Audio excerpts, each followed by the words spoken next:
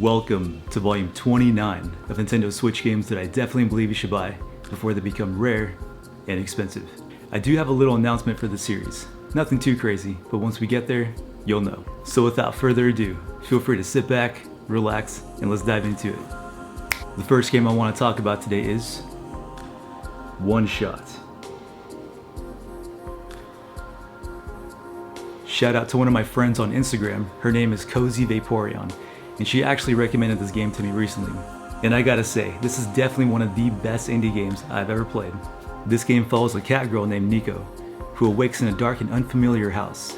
They interact with an in-game computer, which addresses the player using the current login name taken from their computer. According to the machine, the world that Nico currently resides in is collapsing, and the player's goal is to guide them back home. If anyone knows me, they know how much I love retro PC style games. And like I said, this is definitely one of the best indie games I have ever played.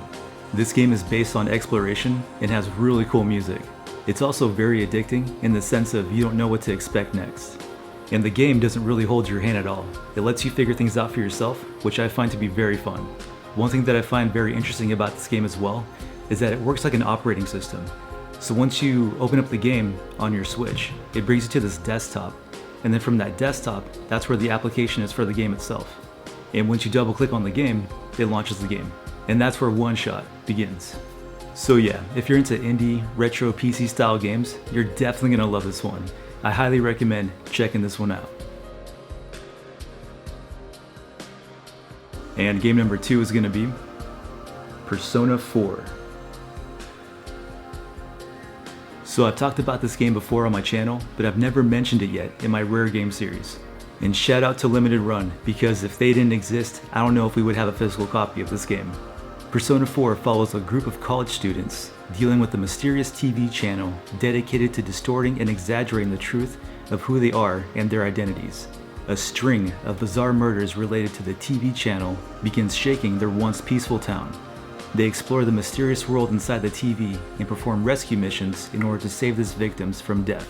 Finding and evaluating the truth among a myriad of lies, can they hope to find the serial killer and save the world? So Persona 4 was actually released on the PS4 as well as the PS Vita. I believe it came out on the PS3 as well. Correct me if I'm wrong. But yeah, this is definitely a must play if you're a fan of the Persona series. And not only is Persona 4 my favorite Persona game, but Persona 4 is the first Persona game I've ever played. I just love the vibe of this game so much. You got the rain, the cast of characters, the music. It's like a JRPG mixed with horror mystery, which is pretty much a blend of my two favorite genres, horror and JRPGs. You can't go wrong. So yeah, if you're a fan of the Persona series or are just getting into the Persona series, this is definitely a must play and a must buy. Another great one to add to your list. Game number 3 is going to be Robotics Notes. So this game is a double pack, which comes with 2 different games, Elite and Dash. In this game you play as Kato, who's one of the last 2 members of the Robot Research Club. As he kicks back and relaxes as his counterpart, Akio, strives to complete their giant robot in order to keep their club from being disbanded. But Kato's days of relaxation end when the discovery of a mysterious Kimijima report contains instructions involving locations all across the island and warns of a conspiracy targeting the entire world. This is a sci-fi adventure visual novel, and it is absolutely amazing.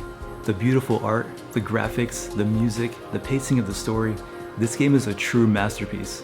And not to mention, the soundtrack and sound design is incredible. This is a game that I definitely recommend playing with headphones or on a good soundbar. So yeah, if you're into sci-fi adventure visual novels, you're definitely gonna love this one. I also recommend checking out Chaos Head and Steins Gate.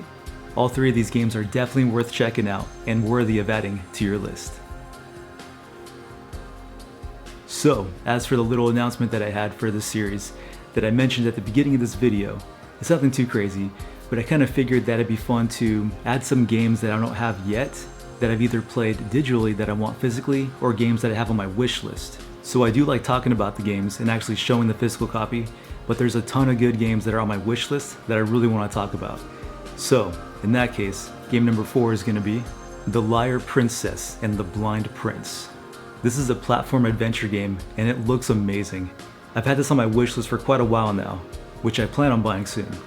Straight from the pages of an ancient fairy tale, The Liar Princess and the Blind Prince tells the story of two lonely hearts brought together through a mutual misunderstanding, transformed between the wolf and the princess to solve puzzles and evade traps, collect flowers and petals to unlock fragments of memories, and weave through the dark and dangerous forest to guide the prince toward a cure. But be warned, an all-seeing forest is no place for a blind prince. From what I've seen so far, the gameplay looks really good. I also really like the art and the music. The one thing I did notice is that I think the game is pretty short. But you know what, that's actually okay in my opinion, because these days they're making games way too darn long. And when they're coming out with games every single week, and these games are like 50+ hours long, when you get a nice short game, you can have fun with it and that satisfaction of completing it in a timely manner, which is definitely okay with me. So yeah, I'm really excited to try this game out. This is a game that I've had on my list for quite a while now, and I definitely plan on picking it up soon. If you guys are liking what you're seeing so far, I highly recommend doing so as well. And last but not least is Trails to Azure. So Trails from Zero is the first game, and I believe that one recently got a reprint, but I haven't heard anything yet about a reprint for Trails to Azure, which is why this game is on today's list. Following the events from Trails from Zero, the special support section finds themselves with new members and new duties.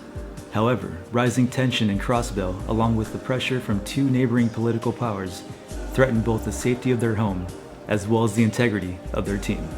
This is an amazing JRPG, which I'm actually still in the middle of. So what's kind of funny is I've been having kind of a weird experience with the Trails series, because I'm in the middle of Trails to Azure, and I also just finished Trails of Cold Steel 1, and I'm just about to finish Trails Through Daybreak. So yeah, I'm all over the timeline when it comes to the Trails series, but I know where I'm at, and I'm having a blast, so that's what counts. Anyways, the gameplay, the music, the characters, and everything about this game is truly amazing. It's just as good as Trails from Zero. And what's crazy about this game is that I actually have two different copies.